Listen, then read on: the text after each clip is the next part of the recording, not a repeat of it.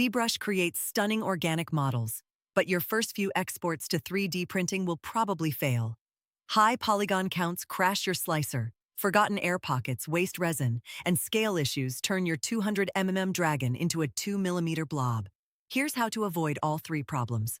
Before you sculpt anything, fix ZBrush's scale problem. Go to Preferences, set your units to millimeters, and use the transpose line with numerical input to lock in real dimensions.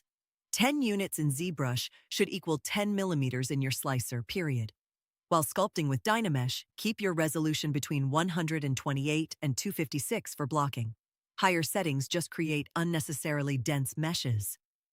Control drag on empty canvas frequently to retriangulate and prevent stretching.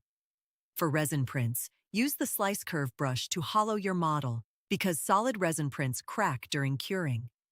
When you're done sculpting, you'll have millions of polygons. Use ZBrush to drop that to 50,000 to 200,000 triangles, or go straight to Decimation if your model is purely organic. Both work. Decimation is just faster. Check the full guide at NozzleDown.com, link in the description.